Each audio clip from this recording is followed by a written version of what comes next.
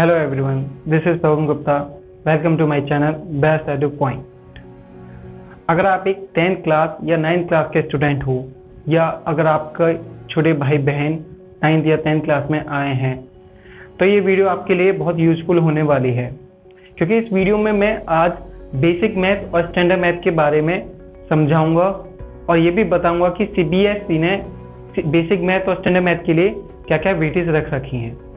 और साथ ही साथ मैं ये भी बताऊंगा कि अगर आप बेसिक मैथ लेते हैं और स्टैंडर्ड मैथ लेते हैं तो आप क्या फ्यूचर में क्या चूज़ कर सकते हैं और क्या चूज़ नहीं कर सकते। इट मीन्स मैं फ्यूचर करियर भी बताऊंगा। और लास्ट में मेरी एक एडवाइस भी है जिसके लिए आपको वीडियो के एंड तक बने रहना है।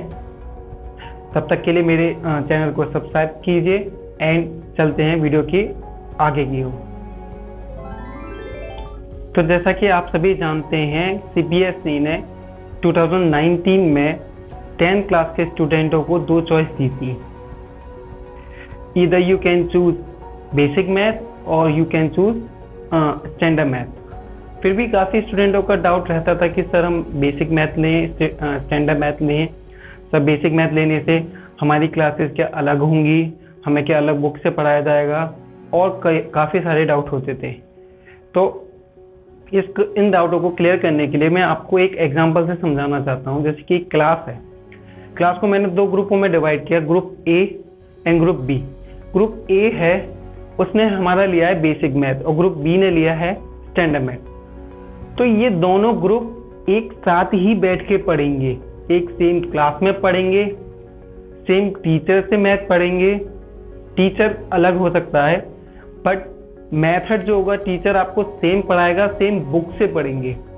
इट मीन्स आपको कुछ इसमें चेंजेस नहीं दिखेगी, आपको कोई इसमें पार्टीशन नहीं दिखेगा कि बेसिक मैथ वाले स्टूडेंट अलग हैं, स्टैंडर्ड मैथ वाले स्टूडेंट अलग हैं। आपको ये डिफरेंस कहीं नहीं दिखेगा। तो आपको ये डिफरेंस कब दिखेगा, क्या होता है, फिर डिफरेंस कब पता चलेगा? तो ये डिफरेंस दिखेगा आपको एग्जाम में। जब आप एग्जाम दोगे तो बेसिक मैथ वाले स्टूडेंटों को अलग एग्जाम पेपर मिलेगा, स्टैंडर्ड मैथ वाले स्टूडेंटों को अलग एग्जाम पेपर मिलेगा। तो अब हम देखते हैं कि सीबीएसई ने अपने इन एग्जाम पेपरों को कि बेसिक मैथ वालों को किस तरीके से एग्जाम सेट करना है एंड स्टैंडर्ड मैथ वालों को किस तरीके से करना है। तो उसको समझते हैं कि सीबीएसई ने किस तरीके से इसको सेट किया है, इसको हम समझते हैं अब। तो आइए हम देखते हैं कि सीबीएसई ने किस तरीके से स्टैंडर्ड मैथ और बेसिक मैथ के लेवल को सेट किया है, लेवल को। और हम ये समझ सकते हैं कि वो किस तरीके से क्वेश्चनों को देता है, किस टाइप के क्वेश्चनों को कितने कितने मार्क्स के देता है। तो आप देखिए कि स्टैंडर्ड मैथ के क्वेश्चनों में सबसे पहले रिमेम्बरिंग टाइप के जो क्वेश्चन होते हैं, remembering formula based, defined based, इस टाइप के क्वेश्चनों का जो वेटेज रहता है वो 25% देता है। तो मार्क्स के अकॉर्डिंग 20 मार्क्स का रिमेम्बरिंग वाले क्वेश्चन रहते हैं स्टैंडर्ड मैथ में। अंडरस्टैंडिंग वाले 29%, अप्रोक्सीमेटली 23 मार्क्स के रहते हैं। अंडरस्टैंडिंग में थोड़ा एक लेवल अप होता है, क्वेश्चनों को सॉल्व भी करना पड़ता है, 1-2 स्टेप में, ज़्यादा स्टेप में नहीं। और फिर तीसरा जो आता है अप्लाइंग वाले क्वेश्चनों में हमें फॉर्मूले को अप्लाई करना पड़ता है। ये 3-4-5 स्टेप में हो जाते हैं इस टाइप के क्वेश्चनों को। उसने जो वेटेज दिया है 24% ओवरऑल एग्जाम का, 19-20 क्वेश्चन आते हैं अप्लाइंग के। और हम बात करें एनालाइजिंग क्वेश्चन को 22%, इट मीन्स 18 क्वेश्चन अप्रोक्सीमेटली। तो इस टाइप के और जो एनालाइजिंग क्वेश्चन होते हैं ये थोड़े लॉन्ग हो जाते हैं, ये हॉट जो होते हैं एनसीईआरटी एग्जाम्पलर में से जो आते हैं। तो स्टैंडर्ड मैथ में इस टाइप का रहता है हमारा जो लेवल रहता है। तो आइए देखते हैं फिर बेसिक मैथ का किस तरीके से रहता है। तो बेसिक मैथ में जो हमारे रिमेम्बरिंग टाइप के क्वेश्चन होते हैं वो रहते हैं हमारे 40%, अप्रोक्सीमेटली 32 क्वेश्चन।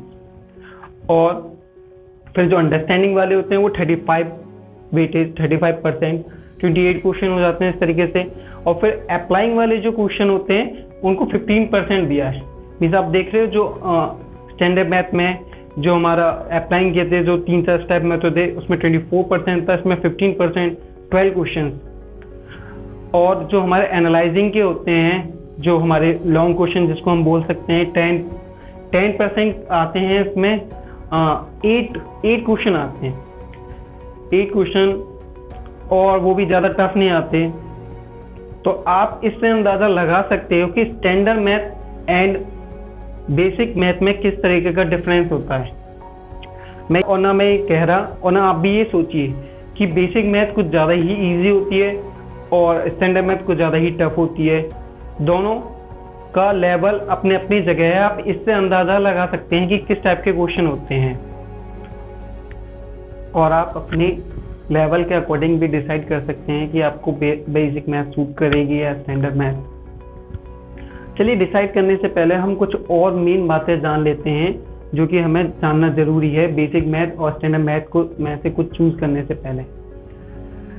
तो वो है कि अगर आप बेसिक मैथ चूज करते हैं तो आप 11th 12th में इट मीन्स आफ्टर 10 PCM नहीं ले सकते, मैथमेटिकल सब्जेक्ट नहीं ले सकते। सही सुना आपने। अगर आप बेसिक मैथ लेते हैं तो आप 11th 12th में PCM नहीं ले सकते। जिससे कि आप समझ सकते हैं, अगर आप PCM नहीं ले सकते तो आप टेक्निकल लाइन में नहीं जा सकते। जैसे कि आपका करियर इंजीनियरिंग हुआ, इंजीनियरिंग से रिलेटेड और जो मैथ से रिलेटेड कोर्स होते हैं, मैथ से रिलेटेड जो और करियर होते हैं, आप उनसे वंचित रह जाओगे। इस पर वैसे मैं भी डिटेल वीडियो बनाऊंगा कि आप PCM, PCB, कॉमर्स और इनसे क्या क्या करियर चूज कर सकते हैं। आप तब तक मेरे चैनल को सब्सक्राइब कर लीजिए और आगे वीडियोस में आप जरूर पाइएगा। तो और अगर आप स्टैंडर्ड मैथ लेते हैं तो आप PCM, PCB, कॉमर्स, ह्यूमैनिटी कोई से भी सब्जेक्ट ले सकते हो, आप पे कोई बाउंडेशन नहीं होगी। तो इससे आप समझ रहे हो, बेसिक मैथ लिया तो आप बस कॉमर्स, PCB, ह्यूमैनिटी ये सब्जेक्ट चूज कर सकते हो। स्टैंडर्ड मैथ में आप पे कोई भी बाउंडेशन नहीं होगी, आप कुछ भी चूज कर सकते हो। तो जो मैं आपको एडवाइस देने वाला था शुरू में वीडियो की स्टार्टिंग में, वही यही है कि अगर आप मैथ में एवरेज हो, 9th 10th में अगर आप मैथ में एवरेज हो, तो मेरी एडवाइस ये है कि आपको स्टैंडर्ड मैथ ही चूज करनी चाहिए। क्योंकि आप थोड़ी सी मेहनत करोगे, आप मेहनत करने के बाद मेहनत कर सकते हो और फिर आप उसमें स्टैंडर्ड मैथ लोगे तो आप आगे कोई सा भी करियर आपको, मतलब PCB, PCM किसी में भी चूज कर सकते हो, मैथ भी ले सकते हो, मैथ के लिए आपको बाउंडेशन नहीं होगी। और कई सारे स्टूडेंटों का पहले से ही गोल क्लियर होता है कि हमें बायो लेनी है, हमें कॉमर्स लेनी है, तो उनके लिए बेसिक मैथ ही चूज करनी चाहिए फिर तो उनको। और अगर आपका पहले से डिसाइडेड है आपको मैथ लेनी है तो आप मैथ ले सकते हो। तो आप इसमें डिसाइड कर सकते हो कि आपको क्या चूज करना है, यह आपके ऊपर डिपेंड है। चलिए आइए स्टूडेंट के कुछ और डाउट्स पे चर्चा करते हैं। नंबर 1, क्या सर हम बेसिक मैथ और स्टैंडर्ड मैथ दोनों ले सकते हैं? तो इसका आंसर है नहीं, आपको केवल एक ही मैथ चुनना है। CBSE ने पहले ही जारी किया था, या तो आपको स्टैंडर्ड मैथ चूज करना है या बेसिक मैथ चूज करना है। तो आप दोनों मैथ चूज करके आगे नहीं बढ़ सकते हो। दूसरा डाउट भी इस तरीके से है कि अगर किसी ने बेसिक मैथ ले लिया, उसने एग्जाम भी दे ली, बोर्ड के एग्जाम का रिजल्ट भी क्लियर हो गया, फिर उसके बाद उसको रियलाइज हुआ कि नहीं, मुझे तो स्टैंडर्ड मैथ लेना चाहिए था, बेसिक मैथ भी इजी है, मैं स्टैंडर्ड मैथ भी कर लेता या कर लेती, तब उस पर क्या ऑप्शन रह जाता है। और अगर वो ये सोचता कि अब उसका गोल चेंज हो गया, अब उसको फ्यूचर में कुछ मैथमेटिक्स से रिलेटेड करियर में जाना है, तब उस पर क्या ऑप्शन रह जाता है। तो उस पर एक ऑप्शन होता है, वो अपने एग्जाम के बाद एग्जाम का रिजल्ट डिक्लेयर हो गया, अब एक कंपार्टमेंट एग्जाम होता है, तो वो कंपार्टमेंट का एग्जाम फिल करके उसमें बेसिक मैथ की जगह स्टैंडर्ड मैथ चूज करके अपना एग्जाम दे सकता है। तो अब जो उसका नया रिजल्ट आएगा उसमें उसका स्टैंडर्ड मैथ लिखा होगा और वो 11 में PCM ले सकता है या ले सकती है। इसी तरीके का तीसरा डाउट है कि किसी बच्चे ने स्टैंडर्ड मैथ लिया और उसने 10th में स्टैंडर्ड मैथ चूज कर लिया, रजिस्ट्रेशन फॉर्म में फिल कर दिया, फिर एग्ज़ाम के आते आते उसका कॉन्फिडेंस बिल्कुल लो हो गया, फिर भी उसने एग्ज़ाम दिया, फिर एग्ज़ाम के बाद अगर वो फेल हो गया तो अब उस पर क्या ऑप्शन है, वो क्या कर सकता है?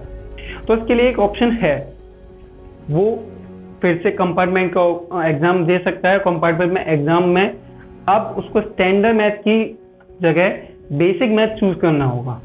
बेसिक मैथ चूज़ करके वो अपना बेसिक मैथ का एग्ज़ाम दे सकता है, पास हो सकता है और इस तरीके से वो अपनी प्रॉब्लम को दूर कर सकता है। तो ये था पूरा analysis basic math versus standard math. तो अगर आपको मेरी ये वीडियो यूज़फुल लगी हो तो please share your friends, your छोटे भाई बहन, और अगर आपका भी कोई भी जानने वाला 9th 10th में आया हो तो आप उसको शेयर कीजिए, जिससे कि उसका कोई भी डाउट है तो वो क्लियर हो जाए, उसको कोई भी समस्या ना आए। और आप भी गाइड कर सकते हैं इस वीडियो की हेल्प से अपने भाई बहनों को। ऐसे ही और वीडियोस के लिए do subscribe my channel, share and hit the like button. Thank you for watching. Keep learning, keep moving. This is Pawan Gupta.